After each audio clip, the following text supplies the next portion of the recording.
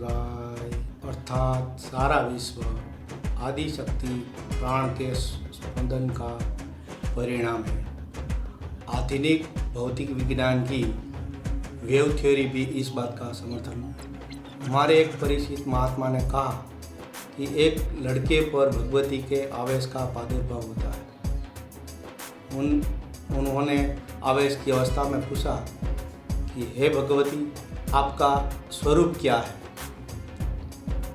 उत्तर मिला कि हम आदि शक्ति की लहरी है और सारा विश्व भी उसकी लहरियों से निर्मित है।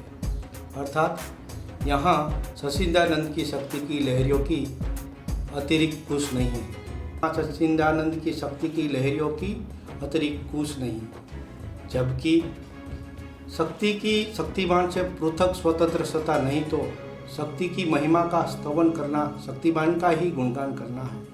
कला कौशल की बढ़ाई करने से उस मनुष्य की ही बढ़ाई समझ की जाती है।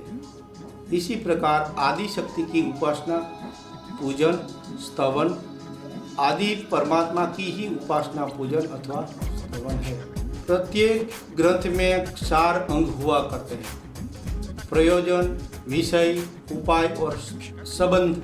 पाठक को किसी भी ग्रंथ के स्वाध्याय से पहले यह जानना आवश्यक है कि ग्रंथकार का इस ग्रंथ के लिखने में क्या प्रयोजन है, उसका विषय क्या है, अपने प्रयोजन की सिद्धि के लिए ग्रंथकार ने क्या क्या उपाय अथवा साधन बताए, और अंत में ये भी जानना आवश्यक है कि इन तीनों पर परस्पर क्या संबंध है। श्रीमद् शंकर भगवत पाद का किसी भी ग्रंथ के लिखने में मोक्ष के एकमात्र साधन तत्वज्ञान की उपरोक्षानुभूति की उपलब्धि के सिवाय दूसरा अन्य कोई प्रयोजन नहीं हो सकता। विषय चाहे कुछ भी क्यों न हो। सौंदर्य लहरी का विषय भगवती का स्तवन है।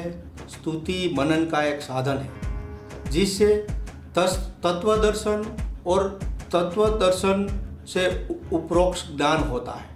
कोई शंका करे कि योग और उपासना कर्मकांड के विषय है और कर्म का फल ज्ञान नहीं होता, उनको यह समझना जरूरी है कि योग अथवा उपासना के बहिर्रंग और अंतरंग 2 स्तर होते हैं। बहिर्रंग क्रियाएं कर्म प्रधान हुआ करती है, जिनका प्रयोजन मन को परमार्थ की ओर आकर्षित करना मात्र है।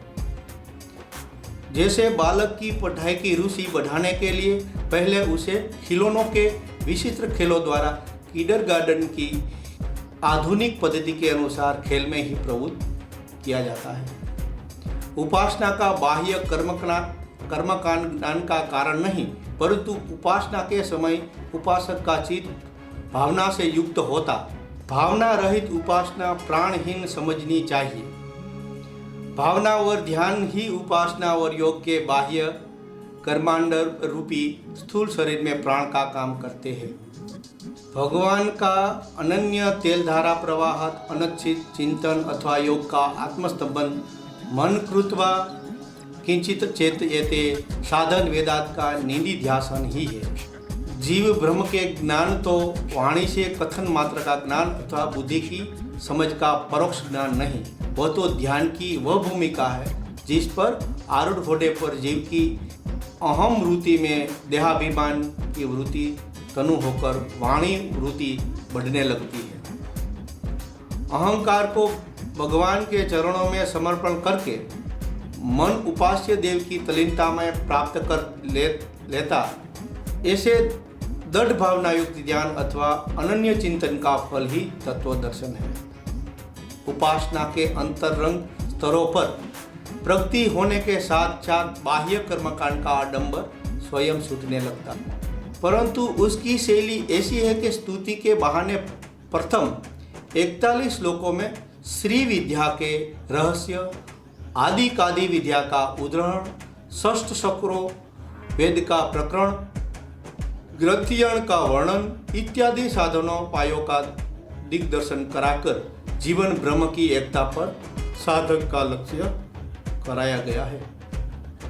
उक्त साधन क्रम को 3 स्तरों में बांटा जाता है। जिनकी दीक्षा के लिए किसी समर्थ गुरु की शरण लेनी पड़ती है, क्योंकि साधन का रहस्य पुस्तकों के पढ़ने से नहीं मिलता।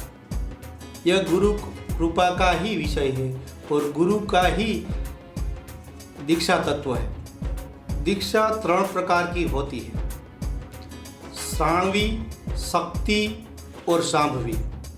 प्रथम श्राणवी दीक्षा में मंत्र दीक्षा द्वारा शीर्ष चक्र के पूजन सहित कादि आदि विधियों में प्रवेश कराकर बहिर्पूजन में जो कर्म प्रधान है, साधक को दीक्षित किया जाता है।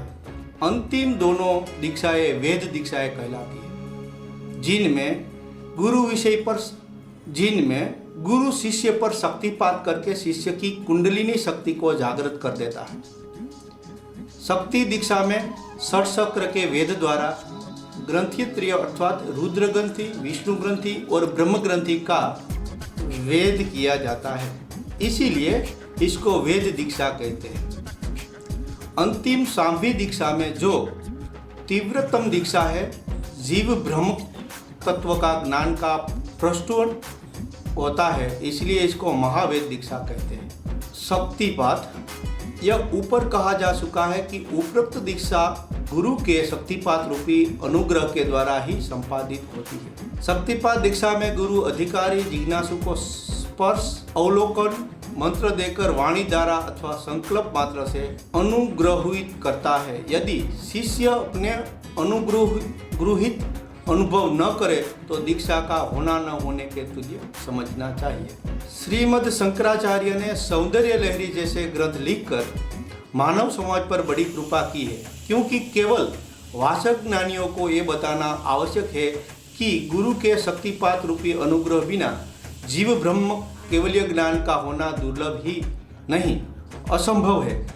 कहा है, नहीं तो क्या आचार्य से नहीं है कि ब्रह्म सूत्रों का भाष्यकार एक ऐसे विषय को इतनी महानता दे जो वेदांत की परिपाटी से सर्वथा संगत हो। इस विषय का अधिक स्पष्टीकरण करने के लिए हम नीचे श्री वासुदेव ब्रह्मेंद्र सरस्वती जी के ब्रह्मणिक नामक पुस्तक के सुगृहित निमित्त श्लोक उद्घोषित करते हैं। तत्वज्ञान से ही माया का बाध होता है, अन्य कर्म से नहीं। जो ज्ञान वेदांत के महावाक्यों द्वारा ब्रह्म और जीवात्मा के एकत्व की अनुभूति कराता है, वह ज्ञान ईश्वर के प्रसाद से और गुरु के साक्षात निरीक्षण अथवा वचन से शक्तिपात द्वारा अधिकारियों को में प्रकाशित होता है। गीता में भगवान ने कहा है, तत्व स्वयं योग सिद्धि कालेनात्मनि विदति, अर्थ वह ज्ञान स्वयं योग सिद्ध को यथा समय अपने अंतर में ही मिलता है। 5 प्रकार का ब्रह्म और 3 प्रकार का मल अज्ञान से उत्पन्न होने वाला 5 प्रकार का होता है। जीव ब्रह्म का भेद पहला भ्रम है। आत्मा में कर्ता भोक्ता वास्तविक है या नहीं, ये दूसरा भ्रम है। स्थूल, सूक्ष्म और कारण तीनों शरीरों के संयोग से इतरेतर अभ्यास के कारण आत्मा संगी हो गया है, यह तीसरा भ्रम है। प्रथम माया मल, दूसरा कर्ता मल और तीसरा आणव मल कहलाता है। चौथा और 5वां दोनों ब्रह्म जगत और उसके अभिन्न नियमोत्पादन का कारण संबंधी है। पहला ब्रह्म जगत के कारण स्वरूप अपरिणामी ब्रह्म में विकारीपन की प्रतीति कराता है। अभिन्न नियमोत्पादन का कारण ब्रह्म संबंधी है। पहला ब्रह्म जगत के कारण स्वरूप अपरिणामी ब्रह्म तत्व के विकारीपन की प्रतीति कराता है और दूसरा कारण और कार्य में भेद बुद्धि उत्पन्न कराता है। माया मल और आणव मल की निवृत्ति कुंडलिनी शक्ति के जागरणोपरांत षटचक्र वेद द्वारा तत्व शुद्धि होने पर होती। तत्व 36 है। इनमें 5 शुद्ध तत्व, 7 शुद्धाशुद्ध तत्व और 24 अशुद्ध तत्व होते हैं। प्रथम 5 शुद्ध तत्वों को छोड़कर शुद्धि शेष 31 तत्वों की होती है। अनात्म तत्वों में आत्मभावना के न रहने पर उन तत्वों की शुद्धि कहलाती है। चौथे ब्रह्म की निवृत्ति जगत को सत शक्ति का परिणाम जानकर ब्रह्म के विकार रहित सिद्ध होने पर होती है और 5वें ब्रह्म की निवृत्ति शक्ति में ब्रह्म दृष्टि होने पर होती है। अनात्म तत्वों में से आत्माध्यास की निवृत्ति होने अर्थात पंचकोशों में विभिन्न स्तरों पर आत्म भावना रूपी तादात्म्य को नष्ट करना ही तत्व शुद्धि कहलाती है। जैसा कि तैत्तिरीय उपनिषद में 8वें अनुवाद में कहा है कि इस श्लोक के प्रयाण करते समय अपने आत्म स्वरूप को जैसा बताया गया है वैसा जानने वाला मनुष्य इस आत्मा को अन्यमय कोश से निकालता है, अनुमय कोश से निकालता है, इस आत्मा को प्राणमय कोश से निकालता है, इस आत्मा को मनोमय कोश से निकालता है, इस आत्मा को विज्ञानमय कोश से निकालता है, इस आत्मा को आनंदमय कोश से निकालता है। आनंद ब्रह्म को जानने वाला जहाँ से मन सहित वाणी बिना उसे प्राप्त किए लौट आते हैं, किसी से भी भय नहीं खाता अर्थात वह निर्भय ब्रह्म पद को प्राप्त हो जाता है। अन्नमय कोश 5 महाभूत से बना है, इसलिए उससे निकालने के लिए क्रमशः पृथ्वी, जल, अग्नि, वायु और आकाश के 5 स्तरों से आत्मा को हटाना पड़ेगा। उक्त तत्व भी अपने अपने स्तर पर अन्य तत्वों के समिश्रण के परिणाम है। पृथ्वी में 47, जल में 42, अग्नि में 62, वायु में 68 और आकाश में 72 किरणें होती है, जिनका संबंध तत्वों और मातृकाओं से है। फिर उनके उतने ही अधिदेवता होते हैं। आत्मा का सबसे संबंध है, उसको सबसे पृथक करना होता है। इसी प्रकार प्राणमय कोश के भी 5 तत्व स्तर हैं, जिनके नाम प्राण, अपान, समान, व्यान और उदान है, जिनके द्वारा अन्नमय कोश के अभ्यंतर व्यापारों की समक्रिया होती है। एक क्रिया ये 5 महाभूत से संबंधित होने के कारण 5 प्रकार की है। अभ्यंतर क्रिया ये श्वास, प्रस्राव, पाषण, रस का सातों धातुओं से वितरण और उनका निर्माण, निकम्मे पदार्थों का मल मूत्र स्वेद आदि से रेचन और शरीर को धारण करने इत्यादि की क्रियाएं हैं। मनोमय कोश को भी 5 भूतों से संबंधित 5 व्यापार हैं और उनकी 68 किरणें हैं। वे हाथ, पैर, दांत, उपस्थ और वाक शक्ति की कर्मेंद्रियों की क्रिया है। विज्ञानमय कोश के भी 5 स्तर हैं। वे भी 5 महाभूत से संबंधित 5 ज्ञानेंद्रियों का व्यापार है। चारों कोशों का अव्यक्तिरेक द्वारा पारस्परिक संबंध है। आनंदमय कोश के 3 गुणों के अनुरूप सात्विक, राजसिक और तामसिक 3 स्तर हैं, जिनका भेद जागृत, स्वप्न, सुषुप्ति में देखने में आता है।